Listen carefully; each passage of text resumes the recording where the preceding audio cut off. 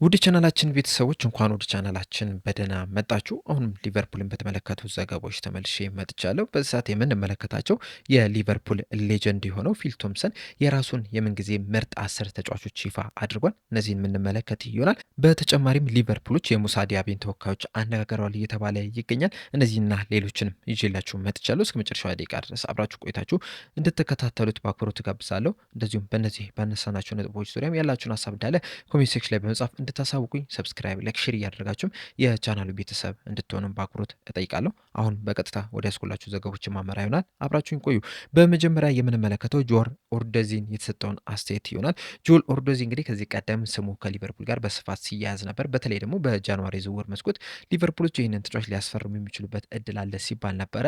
ነገር ግን እሱን ከማስፈረም ይልቅ ጀረሚ ዣኬን ማስፈረማቸው አይዘነጋም። አሁንም ግን ስሙ ከሊቨርፑል ጋር መያያዙን ቀጥሏል። በተለይ ደግሞ የኢብራሂማ ኮናቴና የጆ ጎሜዝ የሊቨርፑል ቆይታ እስካሁን ድረስ አልተረጋገጠም። እንደዚሁም ቨርጅል ቫንዳይክም ከዚህ በኋላ ለብዙ ዓመታት በሊቨርፑል ይቆያል ተብሎ አይጠበቅምና ያንን ቦታ ለማጠናከር የተለያዩ ስራዎችን እየሰሩ ነው የሚገኙት። እንደሚታወቀው ባለፈው የክረምቱ የዝውውር መስኮት ጆቫኒ ሊዮኒን ማስፈረማቸው አይዘነጋም። እንደዚሁም በጃንዋሪ የዝውውር መስኮት ጀረሚ ዣኬን ወደ ክለቡ መቀላቀል ችሏል። እንደዛ ቢሆንም ግን አሁንም ድረስ ተጨማሪ ተጫዋቾችን ወደ ክለቡ ሊቀላቅሉ የሚችሉበት እድል እንዳለ እየተዘገበ ነው የሚገኘው። ከነዚህ ስማቸው ከሊቨርፑል ጋር ከተያዙ ተጫዋቾች መካከል አንደኛው ደግሞ ይህ ጆል ኦርዶዚ የተባለው ተጫዋች ነው። ይህ ተጫዋች እንግዲህ በዚህ ሰዓት በክለብ ብሩጅ ነው እየተጫወተ የሚገኘው። በዛም ጥሩ እንቅስቃሴም እያደረገ ነው የሚገኘውና በቅርቡ እንግዲህ የሰጠው አንድ አስተያየት አለ። ይህም አስተያየት እንግዲህ ለሊቨርፑል ጥሩ ዜና ሆኖላቸው ነው ብቅ ያለው እና በሰጠው አስተያየት ምንድን ነው ያለው?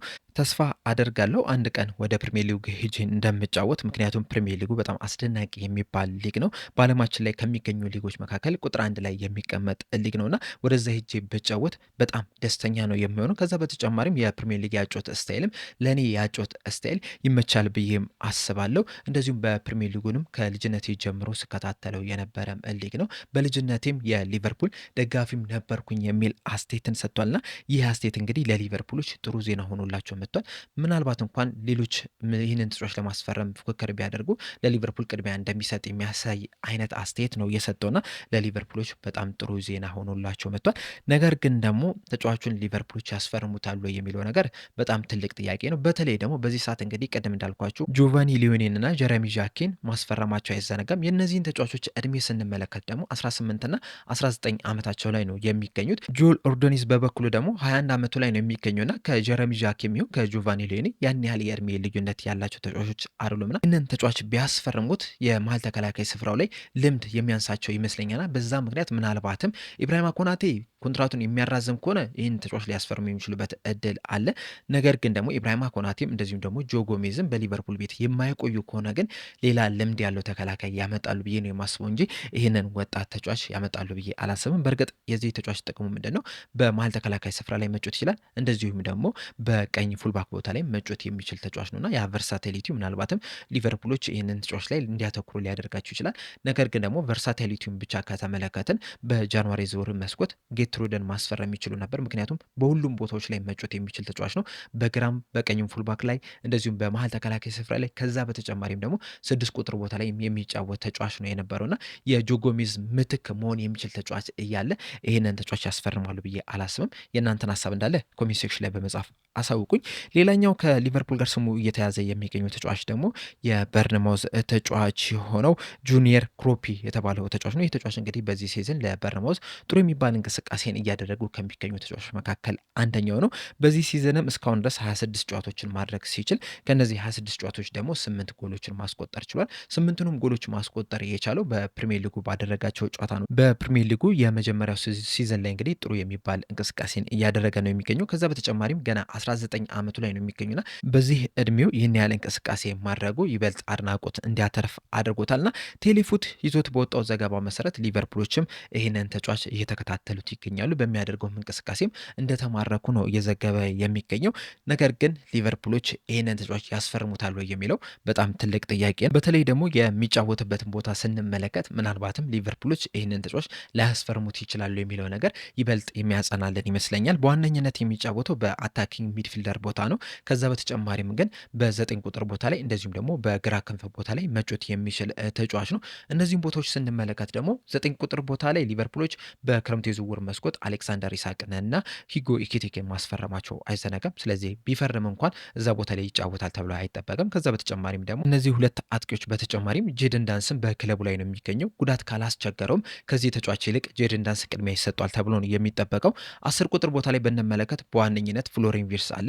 ከሱ በተጨማሪም ግን እነ አሌክሲስ ማካሊስተር እነ ዶሚኒክ ሶብዝ ላይም እዛ ቦታ ላይ መጮት የሚችሉ ተጫዋቾች ናቸው። ስለዚህ እዛ ቦታ ላይም እድል ይሰጧል ተብሎ አይጠበቅም። በግራ ክንፍ በኩል ላይ ስንመለከት የተለያዩ ተጫዋቾች ያንን ቦታ ከበር ማድረግ ይችላሉ። በዚህ ሰዓት በዋነኝነት እዛ ቦታ ላይ እየተጫወቱት የሚገኙ ተጫዋቾች ኩዲ ጋክፖ እና ሪዮ እንጉሙሃ ናቸው። ሪዮ እንጉሙሃ 17 ዓመቱ ላይ ቢገኝም በጣም አስደናቂ የሚባል እንቅስቃሴን እያደረገ ነው የሚገኙ። በተለይ ደግሞ በቅርቡ በኤፍኤ ካፕ ጨዋታ ከውልቭስ ጋር ባደረገው እንቅስቃሴ ራሱ ምን ያህል አስደናቂ ተጫዋች እንደሆነ ሁላችንም መመልከት ችለናልና ሪዮ እንጉሙሃ እያለ ሌላ ተጫዋች ወጣት ተጫዋችን ያስፈርማሉ ብዬ አላስብም። ከዛ በተጨማሪም ለዚህ ተጫዋች በርነማውዞች 50 ሚሊዮን ፓውንድ ይፈልጋሉ እየተባለ ነው የሚገኘውና ሊቨርፑሎች ሌሎች ቦታዎችን ማጠናከር እያለባቸው ለተጨማሪ ተጫዋች 50 ሚሊዮን ፓውንድም ያወጣሉ ብዬ አላስብምና በእነዚህም ምክንያቶች ሊቨርፑሎች ይህንን ተጫዋች ያስፈርማሉ የሚል ምንም አይነት ግምት የለኝም። ነገር ግን ደግሞ ተጫዋቾችን መከታተል ስራቸው ስለሆነ ምናልባትም ከአመት ከሁለት ዓመት በኋላ ተጫዋቹን ለማስፈረም እንቅስቃሴ ሊያደርጉ ይችላሉ። ነገር ግን በዚህ ሰዓት በክረምት የዝውውር መስኮት ይህንን ተጫዋች ያስፈርማሉ የሚል ምንም አይነት ግምት የለኝም። በመቀጠል የምንመለከተው ሙሳ ዲያቢን የተመለከተውን ዘገባ ይሆናል። ፉትቦል ዱተን የተባለው የጀርመን አውትሌት ይዞት በወጣው ዘገባ መሰረት ሊቨርፑሎች ከሙሳ ዲያቢ ተወካዮች ጋር ንግግር አድርገዋል እያለን ይገኛል። ይህ ተጫዋች እንግዲህ በዚህ ሰዓት በሳውዲ ክለብ በሆነው በአልሂታድ ነው እየተጫወተ የሚገኝ። በ2024 ክረምት የዝውውር መስኮት ላይ ነበረ ወደዚህ ወደ አልሂታድ መፈረም የቻለው። ከዛ በኋላ እንግዲህ 61 ጨዋታዎችን ማድረግ ችሏል። በእነዚህ 61 ጨዋታዎች ደግሞ 8 ግብና 29 አሲስቶችን ማስመዝገብ ችሏል። በአጠቃላይ በሁሉም ውድድሮች የ37 የጎል አስተዋጽኦ ማድረግ የቻለ ተጫዋች ነው። ከዛ በፊት እንግዲህ በአስቶን ቪላ ነበረ ሲጫወት የምናስታውሰው። በእርግጥ በአስቶን ቪላ ለአንድ ዓመት ብቻ ነበረ መቆየት ይቻለው። በ2023/24 የውድድር ዘመን በአስቶን ቪላ ቆይተው 54 ጨዋታዎችን ማድረግ ሲችል 10 ግብና 9 አሲስቶችን ነበረ ማስመዝገብ የቻለው እና ያን ያህል ጥሩ የሚባል ሲዝንን አሳልፏል ማለት አንችልም። በተለይ ደግሞ ከዛ በፊት በባየር ሊቨርኩሰን የነበረውን እንቅስቃሴ ስናይ የአስቶን ቪላ ቆይተው ያን ያህል የተሳካ ነው ለማለት ትንሽ ያስቸግራል። በእርግጥ የመጀመሪያው የፕሪሚየር ሊግ ሲዝኑ እንደመሆኑ መጠን ያን ያህል ጀጅ ለማድረግ ትንሽ ያስቸግራል። በተለይ አሁን የባየር ሊቨርኩሰን ቆይቶን ስንመለከት 4 ዓመታትን ነበረ መቆየት የቻለው እና የመጀመሪያው ሲዝኑ ያን ያህል ጥሩ የሚባል ሲዝን አይደለም የነበረው። ከዛ በኋላ ግን ራሱን እያሻሻለ መጥቶ በጣም አስደናቂ የሚባሉ ሲዝኖችን ማሳለፍ የቻለ ተጫዋች ነው። የመጀመሪያው ሲዝን ላይ 39 ጨዋታዎችን አድርጎ 8 አሲስት እና 8 ጎል ነበር ማስቆጠር የቻለው። ከዛ በኋላ ግን 2020/21 ላይ 10 ጎልና 13 አሲስት ከዛ በኋላ 17 ጎልና 14 አሲስት በ21/22 የውድድር ዘመን ከዛ በኋላ በ22/23 የውድድር ዘመን በመጨረሻው የባየር ሊቨርኩሰን ቆይተው 14 ጎሎችን እና 10 አሲስቶችን ማስመዝገብ የቻለ ተጫዋች ነው የነበረው። ወደ አስቶን ቪላ ካቀና በኋላ በአንድ ሲዝን ውስጥ 10 ግብና 9 አሲስት ማስመዝገብ ችሏል። ከዛ በክረምቱ የዝውውር መስኮት በ60 ሚሊዮን ዩሮ ወደ አልሂታድ መቀላቀል ችሏል። በአልሂታድም በመጀመሪያ ሲዝኑ በ28 ጨዋታዎች 5 ግብና 15 አሲስት ማስመዝገብ ቻለ። በዚህ ሲዝን ደግሞ 33 ጨዋታዎችን ማድረግ ሲችል 3 ግብና 13 አሲስት ማስመዝገብ የቻለ ተጫዋች ነውና እንደ ዘገባው መሰረት ከሆነ እንግዲህ ሊቨርፑሎች ይህንን ተጫዋች ለሞሐመድ ሳላ ተተኪ ለማድረግ አስበዋል ነው እያለን የሚገኘው። እንደሚታወቀው ሞሐመድ ሳላ ኮንትራቱ ሊያበቃ የአንድ ዓመት ከምናምን ጊዜ ብቻ ነው የቀረው 2027 ላይ ነው የሚያበቃው። ነገር ግን ደግሞ በክረምቱ የዝውውር መስኮት ሊቨርፑልን ይለቃል ተብሎ ነው የሚጠበቀውና ሊቨርፑሎች እንግዲህ ያንን ቦታ ከቨር ለማድረግ የተለያዩ ተጫዋቾችን እየተመለከቱ ይገኛሉ እና ከነዚህ ከሚመለከቷቸው ተጫዋቾች መካከል ደግሞ አንደኛው ሙሳ ዲያቢ ነው እያለን የሚገኘው። ይህ ተጫዋች እንግዲህ ወደ አልሂታድ ከመሄዱ በፊት በአውሮፓ ቆይታው በጣም አስደናቂ የሚባል ተጫዋች ነው የነበረው። በጣም ፈጣን የሚባል ቻንሶችን ክሬት ማድረግ የሚችል እንደዚሁም ጎል ማስቆጠር የሚችል ተጫዋች ነው የነበረውና አሁንም ድረስ ያ ኳሊቲ አለው ብለው ስለሚያምኑ ነው ይህንን ተጫዋች ለመውሰድ ፍላጎት ያሳዩት እያለን ይገኛል። በእርግጥ ሊቨርፑሎች ብቻ አይደሉም እዚህ ተጫዋች ላይ ፍላጎት ያሳዩት። የእንግሊዝ ፕሪሚየር ሊግ ክለብ የሆኑት ቶተናም፣ ኒውካስል ዩናይትድ እንደዚሁም ቼልሲዎችም ከተወካዮቹ ጋር ንግግር አድርጓል። ከነዚህ በተጨማሪም ደግሞ የጀርመን ቡንደስሊጋ ክለብ የሆነው ቦሩሲያ ዶርትመንድም ከተወካዮቹ ጋር ንግግር እንዳደረጉ በዘገባዎቹ እየተናገሩ ይገኛሉ። ከዚህ በተጨማሪም የሳውዲ ክለብ የሆነው አልሂታድም ለዚህ ተጫዋች እስከ 40 ሚሊዮን ዩሮ ድረስ አካባቢ የሚጠጋ ገንዘብ እንደሚፈልጉም ይህ የጀርመን አውትሌት በዘገባው ተናግሯል። እዚህ ላይ አንድ ሀሳብ ያለኝ ምንድን ነው ሊቨርፑሎች በእርግጥ የሞሐመድ ሳላ ተተኪ የግድ ማምጣት መቻል አለባቸው። ነገር ግን ደግሞ ትክክለኛው ተተኪ ሙሳ ዲያቢ ነው ብዬም አላስብም። በእርግጥ ተጫዋቹ ጥሩ ተጫዋች ሊሆን ይችላል፣ ፈጣን ሊሆን ይችላል፣ እንደዚሁም ጎሎችን ማስቆጠር እንደዚሁም ቻንሶችን ክሬት ማድረግ የሚችል ተጫዋች ሊሆን ይችላል። እንደዚሁም ፒክ የሚባለው እድሜው ላይ 26 ዓመቱ ላይ ነው የሚገኙና በእነዚህ ረገዶች ስንመለከት እንደዚሁም ደግሞ የፕሪሚየር ሊግም ልምድ ያለው ተጫዋች እንደመሆኑ መጠን ሊቨርፑሎች ተጫዋቹ ላይ ፍላጎት ሊያሳዩ ይችላሉ። ነገር ግን ቢመጣ ራሱ የስኳድ ፕሌየር ይሆናል የሚል ግምት ነው ያለኝ። በዋነኝነት አንድ የሞሐመድ ሳላ ተተኪ ያመጣሉ የሚል ሀሳብ ነው አሁንም ድረስ እያለው። እንደውም ከዚህ ቀደምም እንግዲህ ከነ ዲያሜንዴ ከነ ኦሊሴ ጋር እንደዚሁም ከነ ሮድሪጎ ጋር ስማቸው መያያዙ አይዘነጋምና ከነዚህ ተጫዋቾች መካከል አንዱን ተጫዋች ሊያመጡ የሚችሉበት ከፍተኛ እድል አለ።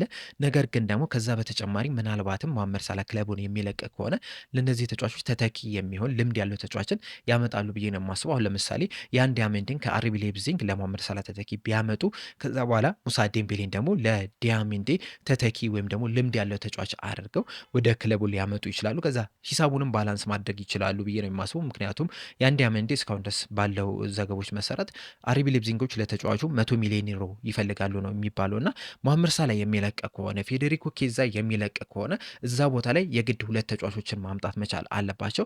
ስለዚህ ያን ዲያሜንዴን እንደ ዋነኛ የሞሐመድ ሳላ ተተኪ አድርጎ ማምጣት ከዛ በተጨማሪም ግን ሙሳ ዲያቢን ደግሞ የያን ዲያሜንዴ ተተኪ አድርገው ወደ ክለቡ ሊያመጡ ይችላሉ። በተለይ ደግሞ አሊታዶች ለዚህ ተጫዋች እስከ 40 ሚሊዮን ዩሮ ድረስ እንደመፈለጋቸው መጠን ሊቨርፑሎች ለዚህ ተጫዋች ከፍተኛ ገንዘብ ሳያወጡ ያንን ቦታ ከቨር ማድረግ የሚችሉበትን እድል ሊያገኙ ይችላሉና ምናልባት በእንደዚህ አይነት መንገድ ሊያመጡት ይችላሉ እንጂ ትክክለኛው የሞሐመድ ሳላ ተተኪ አድርገው ወደ ክለቡ ያመጡታል ብዬ አላስብም። የእናንተን ሀሳብ እንዳለ ኮሜንት ሴክሽን ላይ በመጻፍ አሳውቁኝ። በመጨረሻም የምንመለከተው የሊቨርፑል ሌጀንድ የሆነው ፊል ቶምሰን ያስቀመጠውን የራሱን የምንጊዜም 10 የሊቨርፑል ምርጥ ተጫዋቾችን ይሆናል። ፊል ቶምሰን የሊቨርፑል ሌጀንድ ከሚባሉ ብዙ ስኬቶችን ካሳኩ ሰዎች መካከል አንደኛው ነው። በሊቨርፑል ቤትም ከ1971 እስከ 1984 ድረስ ለ13 ዓመታትን መቆየት ይችላል። በእነዚህ ቆይታውም እንግዲህ 477 ተጫዋቾችን መጫወት ይችላል። በሁሉም ውድድሮች 13 ግቦችንም ማስቆጠርም የቻለ ተጫዋች ነው የነበር። እንደዚሁም በሊቨርፑል ታሪክም በጣም ስኬታማ ከነበሩ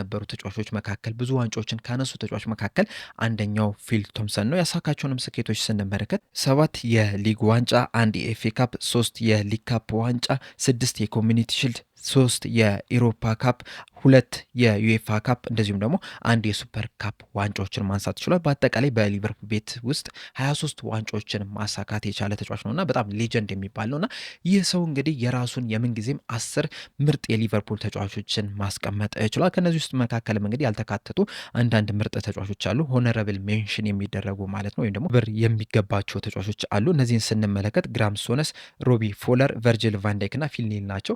እነዚህ የፊል ቶምሰን የምንጊዜም 10 ምርጥ ውስጥ ባይካተቱም እንኳን ራሱ ክብር ይገባቸዋል ብሏል። ወደ ምርጥ 10ሩ ስንገባ 10ኛ ደረጃ ላይ ያስቀመጠው ሉዊስ ሱዋሬዝ ነው። ሱዋሬዝ እንግዲህ በጣም ምርጥ ከሚባሉ አጥቂዎች መካከል አንደኛው ነው የነበረው። በተለይ ደግሞ በአንድ ሲዝን በሊቨርፑል ቤት ውስጥ ፒክ የደረሰበት ሲዝን ላይ ያሳየው እንቅስቃሴ እስካሁን ድረስ ማንም አላሳዩም። በዛም 10ኛ ደረጃ ላይ ሊቀመጥ ችሏል። 9ኛ ደረጃ ላይ የተቀመጠው ኪቨን ኪገን ነው። ይህ ሰው እንግዲህ ስታር ስትፈልግ ስታር የሚሆንልህ፣ ሂሮ ስትፈልግ ሂሮ የሚሆንልና ባስፈለግከው ሰዓት ላይ በፈለግከው ሰዓት ላይ የሚገኝልህ አይነት ተጫዋች ነው። በዚህም 9ኛ ደረጃ ላይ መቀመጥ ይገባዋል ብሏል። 8ኛ ደረጃ ላይ የተቀመጠው ራያን ክላሚንስ የተባለው በረኛ ነው። ይህ በረኛ በሊቨርፑል ታሪክ ውስጥ ከታዩ ምርጥ ግብ ጠባቂዎች መካከል አንደኛው ነው። በዛም 8ኛ ደረጃ ላይ አስቀምጦታል። 7ኛ ደረጃ ላይ ያስቀመጠው አለን ሃንሰንን ነው። በህይወቴ ካየኋቸው ምርጥ ተከላካዮች መካከል አንደኛው አለን ሃንሰን ነው። ስለዚህ 7ኛ ደረጃ ላይ አስቀምጫለሁ ብሏል። 6ኛ ደረጃ ላይ ያስቀመጠው ሞሐመድ ሳላህን ነው። በቅርብ ጊዜያቶች በቅርብ የሊቨርፑል ታሪክ ቤት ውስጥ እንደ ሞሐመድ ሳላ በጣም ምርጥ የሚባል ተጫዋች አልተመለከትንም። በተለይ ደግሞ በማጥቃት ሂደት ላይ ሞሐመድ ሳላ ምርጥ ከሚባሉ ተጫዋቾች መካከል አንደኛው ነው። ስለዚህ 6ኛ ደረጃ ላይ መቀመጥ አለበት ብሏል። በ5ኛ ደረጃ ላይ ያስቀመጠው ሮጀር ሃንተን ነው። ሲያብራራውም በልጅነት ጀምሮ ስመለከታቸው ከነበሩ ተጫዋቾች መካከል አንደኛው እሱ ነው። በጣም ምርጥ አጥቂ ነው የነበረው። የሱ ምርጥ አጨራረስ ሊቨርፑል አሁን ላለበት ደረጃ ላይ እንዲቀመጥ አድርጎታል። በ492 ጨዋታዎች ብቻ 285 ጎሎችን ማስቆጠር ችሏል። የሊቨርፑልም የምንጊዜም ሁለተኛ ግብ አስቆጣሪ መሆን ችሏል። በዛም 5ኛ ደረጃ ላይ ተቀምጧል። 4ኛ ደረጃ ላይ የተቀመጠው ኤአራሽ ነው። ኤአራሽ 346 ጎሎችን ለሊቨርፑል አስቆጥሯል። የምንጊዜም ከፍተኛም የሊቨርፑል ግብ አስቆጣሪም ነው። በጣም አስደናቂ የሚባል አጥቂ የነበረው። ከዛ በተጨማሪም በጣም ብዙ ግልጋሎቶችን ለሊቨርፑል ሲሰጥ ነበርና በዛም አራተኛ ደረጃ ላይ አስቀምጨዋለሁ። ሶስተኛ ደረጃ ላይ የተቀመጠው ጆን ባርነስም በጣም አስደናቂ ከሚባሉ ተጫዋቾች መካከል አንደኛው ነው የነበረው። በቀላሉ ነበረ ተጫዋቾችን የሚያልፈው። በጣም ኤክሳይትድ አይነት ተጫዋች ነው የነበረው። እንደዚሁም ደግሞ ይህንን ነገር ለረዥም ጊዜም ሲያደርገው የነበረ ነውና በዛም ሶስተኛ ደረጃ ላይ አስቀምጨዋለሁ። ሁለተኛ ደረጃ ላይ የተቀመጠው ስቴቨን ጄራርድ ነው። ስቴቨን ጄራርድ በሊቨርፑል ቤት ውስጥ በጣም ምርጥ ከሚባሉ ተጫዋቾች መካከል አንደኛው ነው። በሊቨርፑል ቆይታውም በጣም አስደናቂ የሚባል ተጫዋች ነው የነበረው። ብቻውን ራሱ ክለቡን ይዞት ሲራመድ የነበረ ተጫዋች ነው። በሱ ምክንያት ነው የሻምፒዮንስ ሊግ ዋንጫ ማሳካት የቻሉት። የተለያዩ ዋንጫዎችንም ሊቨርፑሎች እንዲያሳኩ ያደረገው ለረጅም ጊዜም በሊቨርፑል ቆይቶ ያንን ነገር በተደጋጋሚም ሲያደርገው የነበረ ተጫዋች ነውና በዛም ሁለተኛ ደረጃ ላይ አስቀምጫለሁ ብሏል። በአንደኛ ደረጃ ላይ ያስቀመጠው ሰር ኬኒ ዳግሊሽን ነው። ሰር ኬኒ ዳግሊሽ በሊቨርፑል ታሪክ ቤት ውስጥ በጣም ምርጥ ከሚባሉ ተጫዋቾች መካከል አንደኛው ነው የነበረው። በተጫዋችነትም ብቻም ሳይሆን በአሰልጣኝነትም በጣም አስደናቂን ስራ ከሰሩ ሰዎች መካከል አንደኛው ነው የነበረው ብሏል። ሲያብራራውም እንግዲህ ሉዊስ ሱዋሬዝ በአንድ ሲዝን በሊቨርፑል ፒክ በነበረበት ሰዓት ላይ በጣም ኤክሳይትድ የነበረ በጣም አስደናቂ የሚባል እንቅስቃሴን ሲያደርግ መመልከት ችለን ነበረ። ሰር ኬኒ ዳግሊሽ ግን ይህንን ነገር ለረዥም ጊዜ በሊቨርፑል ቤት ውስጥ በተደጋጋሚ ሲያደርገው ነበርና በየአመቱ በጣም አስደናቂ ተጫዋች እንደነበረ ሲያስመለክተን ነበርና በዛም አንደኛ ደረጃ ላይ መቀመጥ ይገባዋል ብሏል። በአጠቃላይ እንግዲህ አስሩን ስንመለከት አስረኛ ደረጃ ላይ ሉዊስ ሱዋሬዝ፣ ዘጠነኛ ደረጃ ላይ ኬቨን ኪገን፣ ስምንተኛ ደረጃ ላይ ሮይ ክሌመንሰን፣ ሰባተኛ አለን ሃንሰን፣ ስድስተኛ ሞሐመድ ሳላ፣ አምስተኛው ሮጀር ሃንት፣ አራተኛ ኤአራሽ፣ ሶስተኛ ጆን ባርነስ፣ ሁለተኛ ስቴቨን ጀራርድ፣ አንደኛ ደግሞ ከሰር ኬኒ ዳግሊሽን ማስቀመጥ ችሏል። እናም የሊቨርፑል ሌጀንድ የሆነ የፊል ቶምሰን ምርጥ 10 የሊቨርፑል ተጫዋቾች እነዚህን ይመስሉ ነበረ። በአብዛኞቹን እኛ የተመለከተን አይመስለኝም። አንደኛ አክሰስም ሊሆን ይችላል። ሁለተኛ ደግሞ በእድሜም ምክንያትም እነዚህን ተጫዋቾች ሲጫወቱ አልተመለከትንም። በእርግጥ በዚህ ሰዓት ላይ አንዳንድ ሃይላይቶችን ተመልክተ ሊሆን ይችላል። አሁን ለምሳሌ የኤአራሽ እንደዚሁም ደግሞ የኬኒ ዳግሊሽን ሃይላይቶችን ተመልክተ ሊሆን ይችላል እንጂ ሙሉ ጨዋታዎችን ላይቭ የተመለከተን አይመስለኝም። ምናልባት የተመለከታችሁ ካላችሁ ሀሳባችሁን ኮሜንት ሴክሽን ላይ ልጽፉልኝ ትችላላችሁ።